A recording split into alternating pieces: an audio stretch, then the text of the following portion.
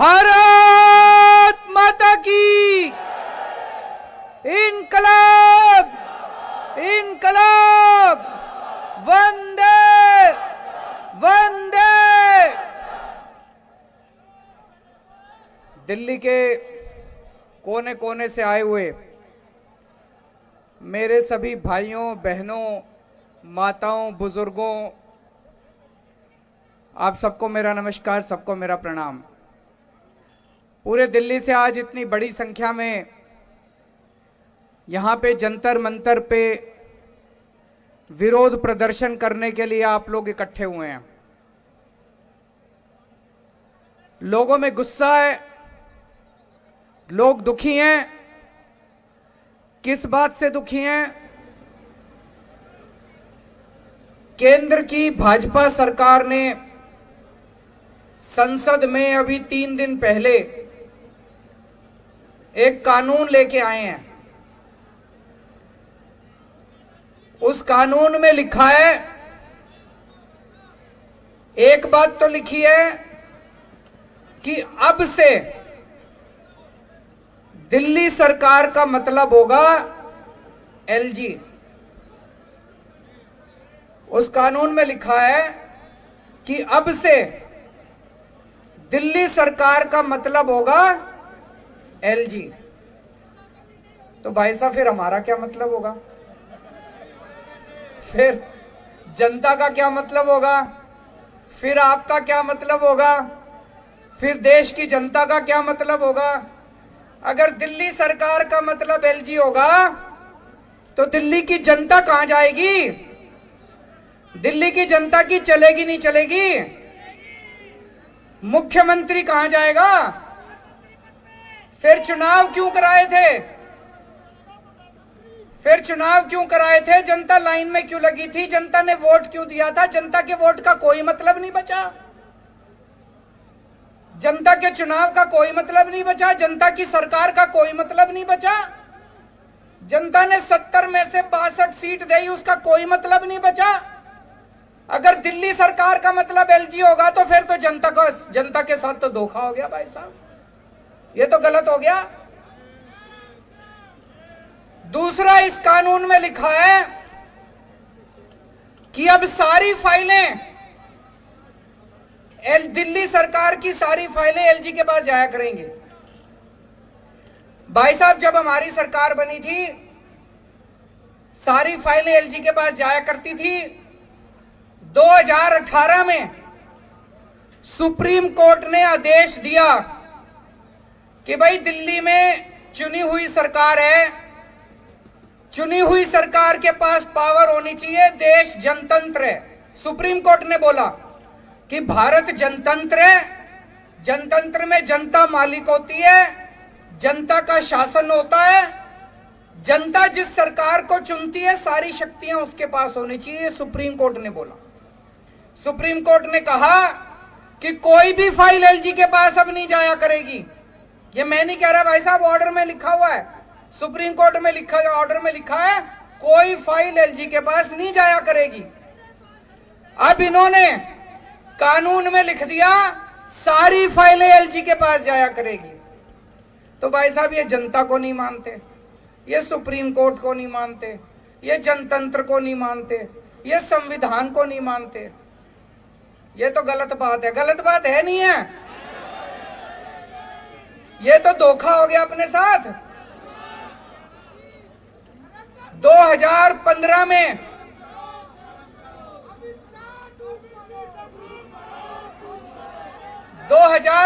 में दिल्ली विधानसभा के चुनाव हुए। जनता ने आम आदमी पार्टी को 70 में से 67 सीट दी। फिर 2020 में चुनाव हुए, जनता ने 70 में से 62 सीट दी। फिर अभी उपचुनाव हुए एमसीडी के, जनता ने एमसीडी के उपचुनाव में बीजेपी को 0 सीट दी। तो भाई साहब, दिल्ली की जनता साफ साफ यही तो कह रही है कि हमको बीजेपी नहीं चाहिए, हमको आम आदमी पार्टी चाहिए। कह रही है नहीं कह रही है कि हमको बीजेपी नहीं चाहिए, हमको आम आदमी पार्टी चाहिए। लेकिन भाई साहब ये चोरी छिपे, ये बदमाशी करके दिल्ली के ऊपर राज करना चाहते हैं। वो कहते हैं ना, एक छोटा बच्चा मैच खेल रहा था, क्रिकेट मैच हार गया, तो उसके बाद क्रिकेट का बल्ला और बॉल लेके दोनों लेके भाग गया।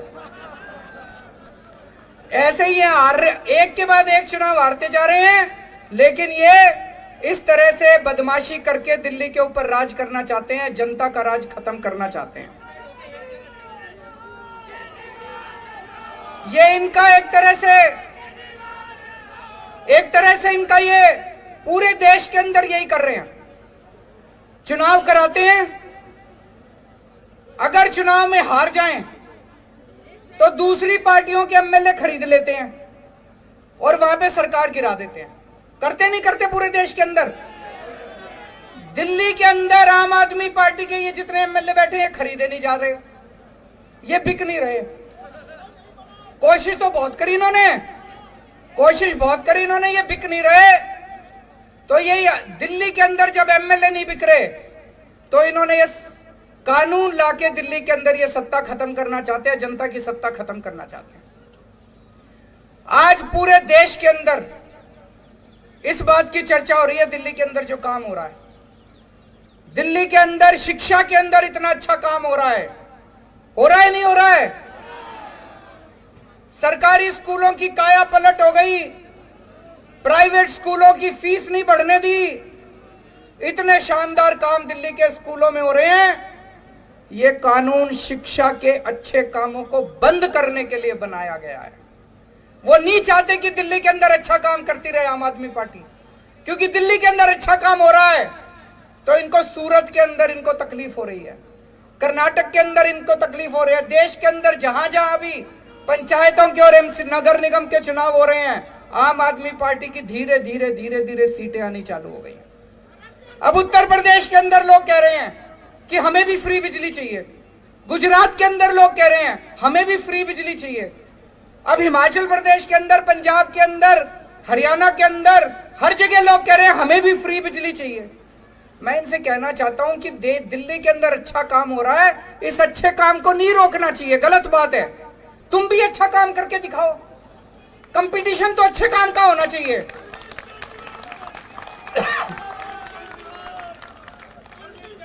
अब तुम गुजरात में बिजली फ्री कर दो, देखो हमारी एक भी सीट नहीं आएगी सूरत में। काम तो तुम करोगे नहीं, और दिल्ली में जो अच्छे काम हो रहे हैं उसको भी रोकोगे। ये तो गलत बात है। गलत बात है नहीं है? अगर तुमने वोट चाहिए, तुमको वोट चाहिए, तुम भी अच्छे काम करो। जैसे दिल्ली में आम आदमी पार्टी अच्छे काम कर रही है, तुम भी दूसरी जगह अच्छे काम करो, तुमको भी वोट देंगे लोग। तुम तो करोगे गुंडागर्दी, और दिल्ली में जो अच्छे काम हो रहे हैं वो भी रोकोगे। मैं आपसे पूछना चाहता हूं, असली देशभक्ति क्या होती है? असली देशभक्ति है कि अगर देश के किसी भी कोने में कोई अच्छा काम कर रहा हो, चाहे कोई कर रहा हो, चाहे पक्ष कर रहा हो, विपक्ष कर रहा हो, कोई अच्छा काम कर रहा हो, अगर मैं सच्चा देशभक्त हूं तो मैं उसका साथ दूंगा, नहीं दूंगा। और अगर मैं गद्दार हूं तो उसका काम रोकूंगा मैं। अगर मैं भारत का दुश्मन हूं तो उसका काम रोकूंगा मैं, अच्छे काम को रोकूंगा मैं। ये दिल्ली के अंदर जो अच्छे काम को रोकना चाह रहे हैं ये ठीक नहीं कर रहे, ये देश के साथ सही नहीं कर रहे, देश के साथ, भारत के साथ सही नहीं कर रहे। तो मैं आज दिल्ली की जनता की तरफ से, भारत की जनता की तरफ से केंद्र सरकार को अपील करना चाहता हूं कि आज इतने लोग यहां इकट्ठे हुए हैं, ये तो फिर भी थोड़े ही आए हैं। इससे ये मत आकिए दिल्ली के एक एक आदमी के दिल में। मैं देख रहा था 3-4 दिन से ये टीवी चैनल वाले सारे सर्वे चला रहे हैं, 90% लोग दिल्ली के कह रहे हैं गलत कर रही है केंद्र सरकार। सर्वे में भी आ रहा है।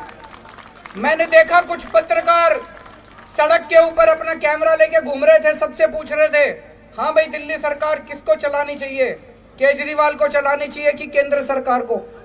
90% लोग कह रहे थे कि केजरीवाल को चलानी चाहिए, हमने उसको चुना। तो मैं केंद्र सरकार को अपील करना चाहता हूं कि अभी भी इस कानून को वापस ले लो, अभी ये कानून वापस नहीं हुआ, इस कानून को वापस ले लो। जनता की ताकत को मत छीनो, जनता के साथ धोखा मत करो। 1947 में आजाद हुआ था देश, 75 साल हो गए। आज देश अपनी आजादी के 75 साल मना रहा है। इस 75 साल में तुम यही करोगे? इस 75 साल में यही तोहफा दोगे देश को? भगत सिंह फांसी पे क्यों चढ़ा थे? चंद्रशेखर आजाद, भगत सिंह, राजगुरु, अशफाकुल्ला खान, सुभाष चंद्र बोस, बाबा साहब अंबेडकर, उन लोगों ने क्यों कुर्बानी दी थी? उन लोगों ने कुर्बानी दी थी, अंग्रेज जाएंगे, भारत में जनतंत्र होगा, जनता सरकार चुनेगी, वो सरकार जनता के लिए काम करेगी। उन्होंने ये थोड़ी सोचा था आजादी के 75 साल के बाद एक ऐसी सरकार आएगी कि जनता के सारे अधिकार छीन लेगी। तो मैं केंद्र सरकार से अपील करना चाहता हूं कि आजादी के 75 साल के अंदर इस किस्म के काली हरकत मत करो, इस किस्म की गंदी हरकत मत करो, देश के साथ इस किस्म का धोखा मत करो। और मैं दिल्ली की जनता को भरोसा देना चाहता हूं, चिंता मत करना, ये जो मर्जी हमारी शक्तियां छीन ले, ये जो मर्जी कर ले। आपको याद है जब सुप्रीम कोर्ट का आदेश नहीं आया था, सारी फाइलें एलजी के पास जाया करती थी। हम आपके लिए सीसीटीवी कैमरे लगाना चाहते थे पूरी दिल्ली में। एलजी साहब ने 1 साल तक फाइल रोके रखी, सीसीटीवी की। 1 साल तक सीसीटीवी की फाइल रोके रखी। फिर मैं, मनीष सिसोदिया जी, गोपाल राय जी और सतिंदर जैन, हमने एलजी साहब के घर के अंदर जाके धरना कर दिया और आपकी फाइल पास करा के लाए थे। तो दोस्तों, अपने सामने अब 2 काम है, दिल्ली की जनता के सामने 2 काम है। एक, हम ये संघर्ष करते रहेंगे कि जिसके लिए हमारे आजादी के दीवाने लड़े थे, उन्होंने कुर्बानियां दी थी कि सत्ता जनता के हाथ में होनी चाहिए, ये सत्ता वापस जनता के हाथ में लेके रहेंगे। और दूसरा, कोई भी काम नहीं रुकने देंगे। जितने दिल्ली के विकास के काम हैं, सारे विकास के काम होंगे। इसके लिए चाहे मेरे को इनको पैर पकड़ने पड़े और चाहे इनको हाथ पकड़ के थोड़ा सा